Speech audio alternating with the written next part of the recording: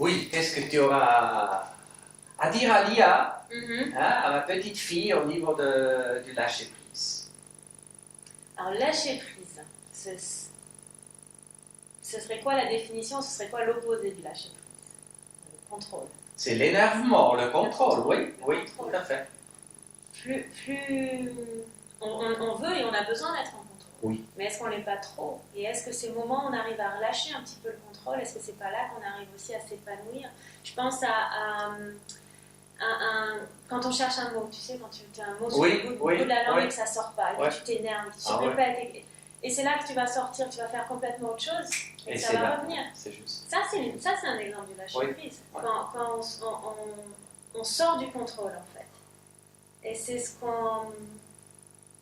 Ouais, je pense que c'est là qu'on... Ça me rappelle aussi quelque chose que tu as dit tout à l'heure. Tu as parlé des stimuli. Mm-hmm. Je pense à mon accident. J'ai eu un accident de moto, je tombe et en une fraction de seconde, ma vie chamboule complètement. Donc, je n'ai pas eu le contrôle sur ce qui m'est arrivé. Mm-hmm. Par contre, ce que j'ai relativement vite découvert, c'est que j'avais un grand contrôle sur comment je le vivais. Alors, je peux m'énerver, m'apitoyer sur mon sort et tout ça, ou je peux le prendre comme une expérience, un enrichissement de ma vie, ou peut-être un moment de réflexion et tout ça. Donc, est-ce qu'on ne devrait pas mettre le contrôle plutôt sur comment on réagit? Oui, la résilience aussi. La résilience, comment je retombe sur mes pattes. C'est ça la résilience. Oui. Mm-hmm. Donc, je reviens dans ma zone d'équilibre. Oui. Il y a quelque chose qui me sort de l'accident, typiquement. L'accident, il va te propulser hors de... L'accident, le licenciement, le décès d'une personne. Donc, soit on veut rester en contrôle et on est dans la sphère de l'apitoiement, de se faire encore plus mal et on résiste. Oui. Soit on lâche prise et c'est là que vient la vraie résilience. Ok. Donc c'est lâcher prise, c'est lâcher la résistance. Mm-hmm. Exactement. Et la résilience, ce serait donc se permettre d'agir à nouveau en acceptant, quelque part c'est l'acceptation de ce qui est arrivé, le stimulus on l'accepte, mais on a le choix de ce qu'on en fait.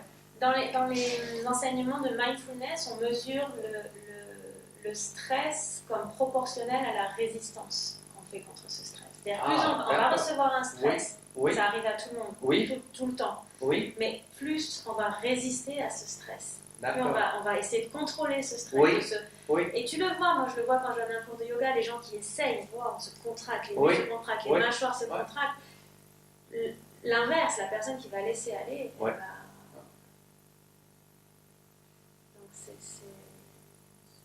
On laisse tomber ces couches de résistance pour que le stress finalement il vienne et il reparte quand il est arrivé.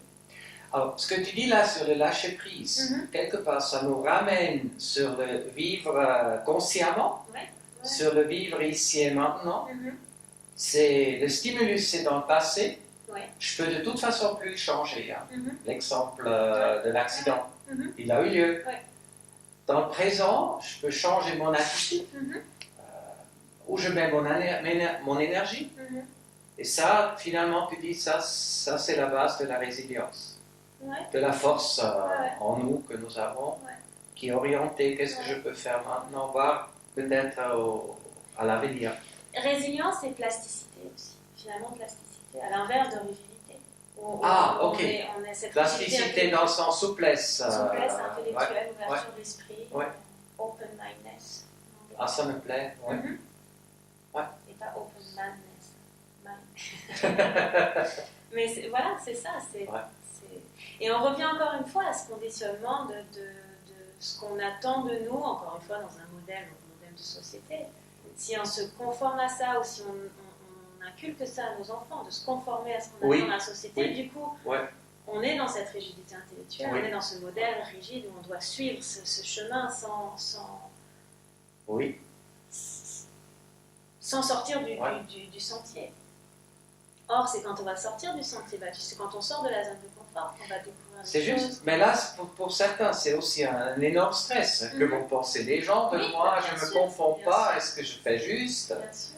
Hein?